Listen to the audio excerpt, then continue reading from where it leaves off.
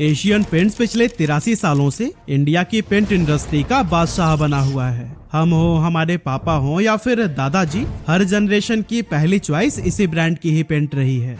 लेकिन क्या आप जानते हैं एशियन पेंट्स की शुरुआत एक छोटे से गैराज से हुई थी? कैसे इसने ब्रिटिश कंपनीज को चैलेंज किया और गांव-गांव तक अपने पेंट पहुंचाए, और आज जब बिरला, ओपस जैसे नए खिलाड़ी मैदान में हैं, तो क्या एशियन पेंट्स की बादशाहत खतरे में है? इन सभी सवालों का जवाब आज के इस वीडियो में हम डिटेल में देने वाले हैं।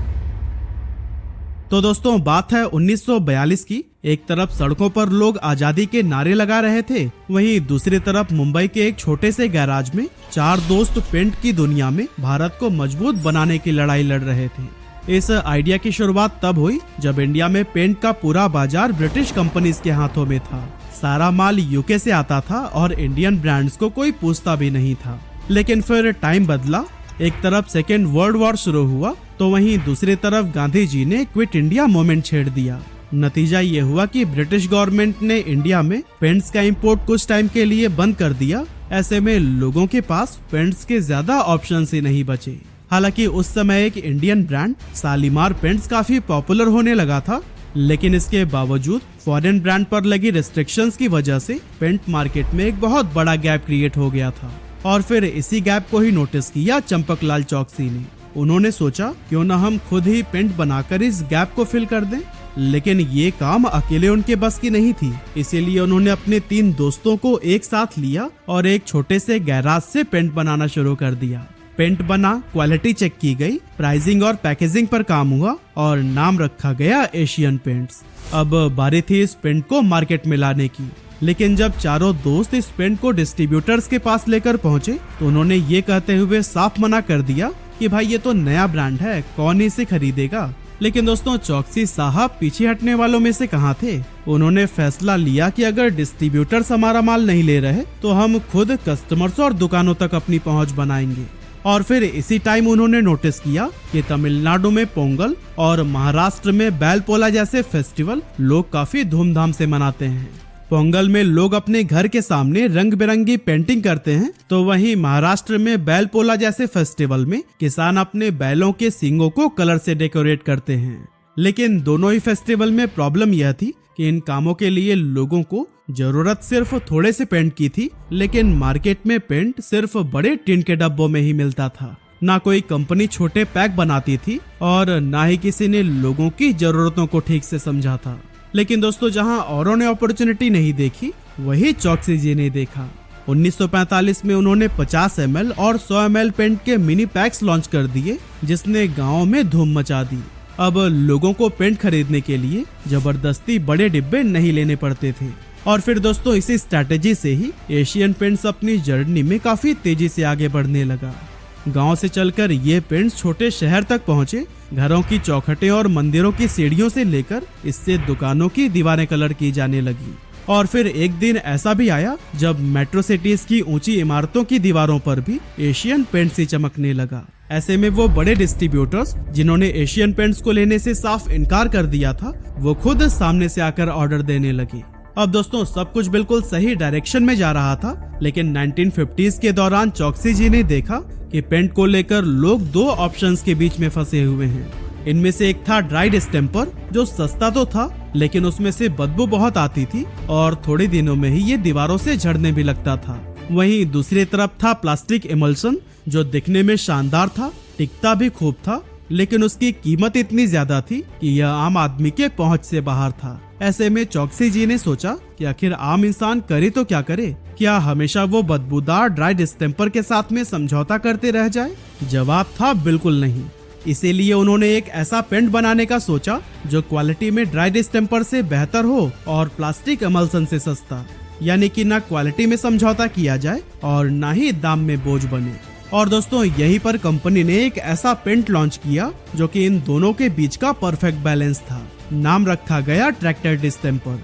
ये हर उस इंडियन के लिए एक परफेक्ट सोल्यूशन था जो अपने घर को संवारना तो चाहता है, लेकिन बजट के अंदर। यही वजह थी कि लोगों ने इसे खुले दिल से अपनाया। डिमांड इतनी ज्यादा बढ़ गई कि बहुत सारे दुकानों पर स्टॉक खत्म होने लगा।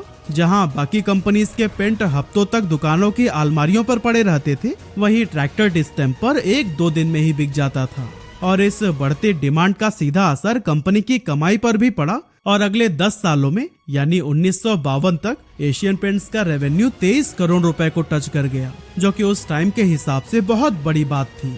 इतनी बड़ी सफलता के बाद कंपनी ने सोचा अब हमें एक ऐसा चेहरा चाहिए जो कि हर घर में हमारी पहचान बन सके, यानी कि अब टाइम था ब्रांडिंग को एक नए लेवल पर ले जाने की। इसीलिए साल 1954 में उन्होंने एक बड़ा एडवर्टाइजिंग कैंपेन शुरू किया और इस कैंपेन का मकसद सिर्फ नया कस्टमर लाना नहीं था बल्कि पुराने ग्राहकों को भी जोड़कर रखना था। लेकिन ये करने के लिए कंपनी को कुछ ऐसा चाहिए था जो कि लोगों के दिलों को छू जाए और इसके लिए उन्होंने कांटेक्ट किया उस टाइम के फेमस कार्टूनिस्ट आर.के. लक्ष्मण जी से। आर.के. लक्ष्मण ने एक ऐसा कैरेक्टर बनाया जो कि सिंपल भी था और यादगार भी।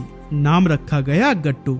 बेसिकली गट्टू एक नटखट बच्चा था, हाथ में पेंट ब्रश और बाल्टी लिए हुए, बिखरे बाल और चेहरे पर मासूम सी मुस्कुराहट।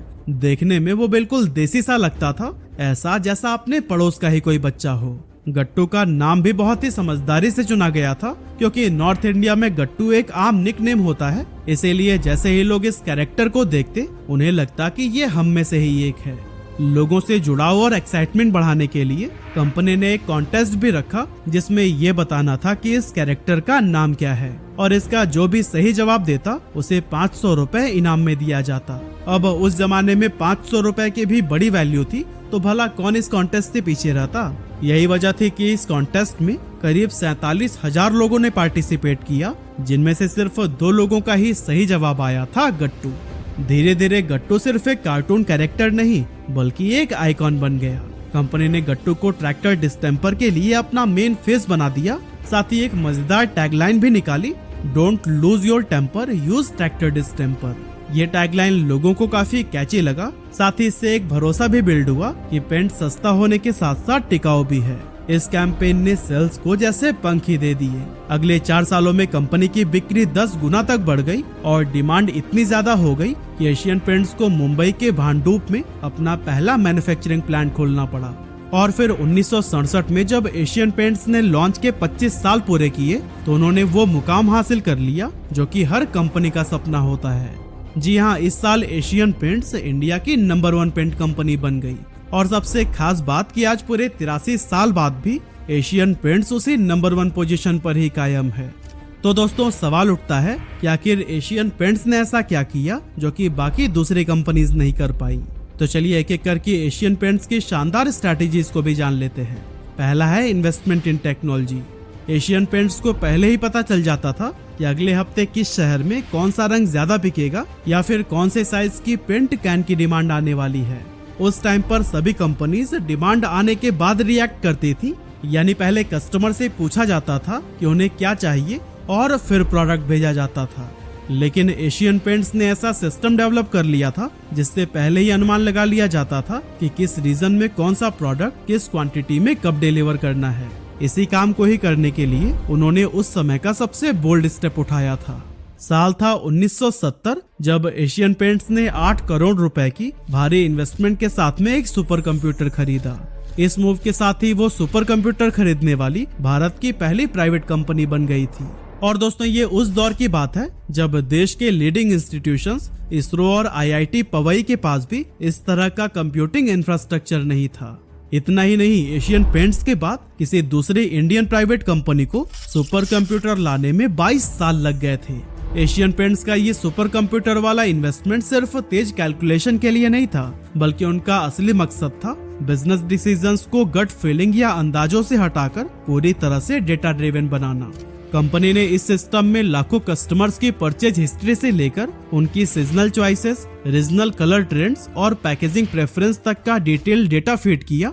और फिर धीरे धीरे सिस्टम इतना स्मार्ट और रिफाइंड हो गया कि इसे पहले ही पता चल जाता था कि पंजाब के फेस्टिवल सीजन में कौन से कलर की डिमांड बढ़ेगी, लगन वाले सीजन में कौन सा रंग जाएगा, या फिर साउथ इंडिया में कौन से महीने में छोटे पेंट कैंस की कितनी क्वांटिटी होनी चाहिए। मतलब कि अब एशियन पेंट्स को डिमांड का इंतजार करने की जरूरत नहीं थी और न ही अंदाजा लगाकर काम करने की नीड, बल्कि डेटा की मदद से कंपनी सही समय पर सही फैसले ले लेती थी। और दोस्तों यही वो टर्निंग पॉइंट बना जिसने एशियन पेंट्स को सिर्फ एक पेंट मैन्युफैक्चरर नहीं बल्कि इंडिया की सबसे एडवांस टेक इनेबल्ड और data driven supply chain company बना दिया। इसी तरह से एशियन पेंट्स की दूसरी स्ट्रैटेजी है मिडलमैन फ्री मॉडल। 1970 के आसपास जब बाकी पेंट कंपनीज अपना माल होलसेलर्स के जरिए डीलर्स तक भेजती थी, तब एशियन पेंट्स ने कुछ अलग करने का फैसला लिया। उन्होंने बीच के होलसेलर्स को हटाकर पेंट सीधे डीलर्स तक भेजना शुरू कर दिया। इससे न सिर्फ मिडिलमैन का एक्स्ट्रा खर्चा बचा, बल्कि कंपनी को सप्लाई चेन पर भी सीधा कंट्रोल मिल गया।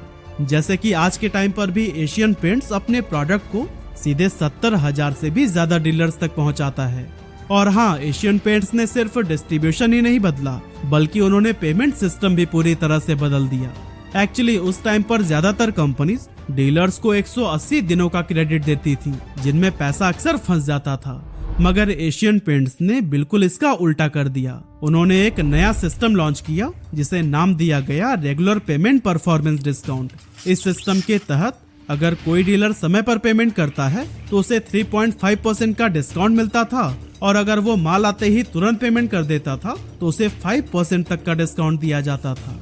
इन बदलाव से दोनों पार्टीज को ही खूब फायदा हुआ। डीलर्स को लगा कि समय पर भुगतान करके उन्हें सीधा फायदा हो रहा है, और कंपनी को भी अपने टाइम पर पैसा मिलने लगा। एशियन पेंट्स की तीसरी स्ट्रैटेजी है रिलेशनशिप विद डीलर्स। दोस्तों, एशियन पेंट्स ने अपने डीलर्स को कभी भी सिर्फ पेंट बेचने वाला सप्लायर नहीं समझा, बल्कि उन्हें हमेशा से अपने बिजनेस पार्टनर की तरह ट्रीट किया। और इस सोच का सबसे बड़ा एग्जाम्पल है टिंटिंग मशीन्स। डीलर्स को इस मशीन को लीज पर लेना होता था, और इसके लिए शुरुआत में कोई भी पैसा नहीं देना पड़ता था, जबकि बाकी कंपनीज इसी मशीन के लिए डीलर से पहले ही पैसे ले लेती थी। यही रीजन था कि एशियन पेंट्स के साथ में ज्यादा से ज्यादा डीलर जुड़ने लगे, और फिर इसका रिजल्ट यह निकल कर आया कि 2001 तक जहां एशियन पेंट्स के पास करीब 15,000 डीलर्स थे, वहीं 2018 आते आते ये नंबर 52,000 के भी ऊपर पहुंच गई। इसके अलावा टियर 1 शहरों में इनके पेंट्स की दिन में 2 से 4 बार डिलीवरी होती है, और टियर 4 टाउन्स में भी अगर आपने शाम को ऑर्डर किया है तो फिर अगली दोपहर तक आपके दुकान पर पेंट पहुंच जाता है। आज की अगर बात करें तो एशियन पेंट्स इंडिया की सबसे बड़ी होम डेकोर कंपनी होने के साथ साथ एशिया की दूसरी सबसे बड़ी पेंट कंपनी भी है, और दुनिया की टॉप 10 पेंट मैन्युफैक्चरर में ये 8वें नंबर पर आती है। एशियन पेंट्स एक ऐसी कंपनी है जो पिछले 60 सालों में 20% CAGR की रफ्तार से ग्रो कर रही है। मतलब कि इसका बिजनेस हर 3 साल में ही डबल हो जाता है। और हाँ, जहां एशियन पेंट्स के सबसे बड़े कॉम्पिटिटर बर्जर का रेवेन्यू 11,554 करोड़ रुपए है और नेरोलक का 7,742 करोड़ रुपए, वहीं अकेली एशियन पेंट्स का रेवेन्यू है 36,183 करोड़ रुपए, जो कि उसके दोनों कॉम्पिटिटर्स के कंबाइंड रेवेन्यू से भी डबल है।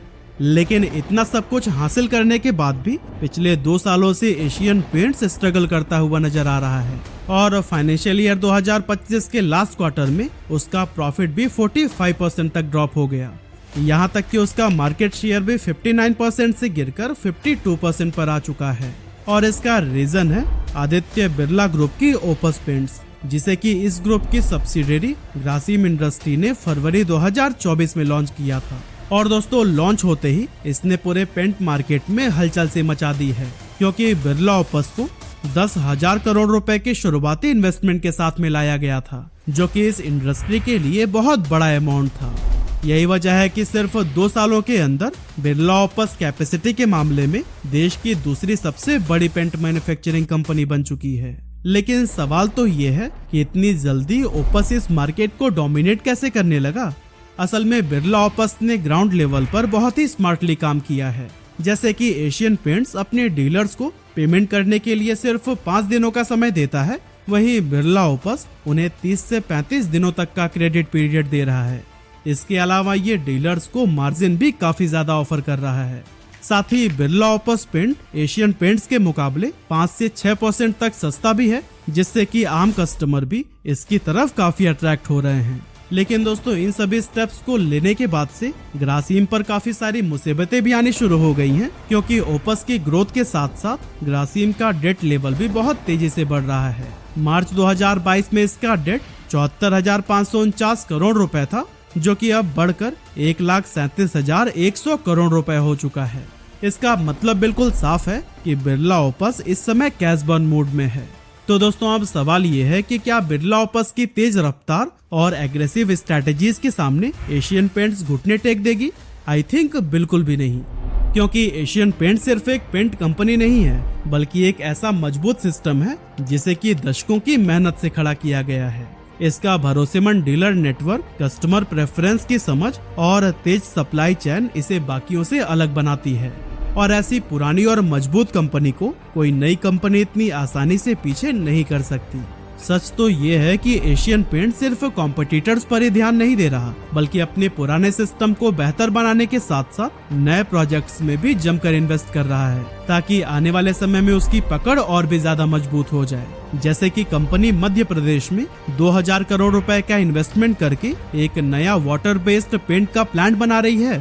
पेंट प्रोडक्शन में जरूरी रॉ मटेरियल्स को बनाने के लिए गुजरात के दहेज में प्लांट खोला जा रहा है और मैसूर प्लांट की कैपेसिटी को 2 गुना करने के लिए 1350 करोड़ रुपए का इन्वेस्टमेंट किए जाने के साथ ही इसी तरह के कई सारे स्टेप्स लिए जा रहे हैं।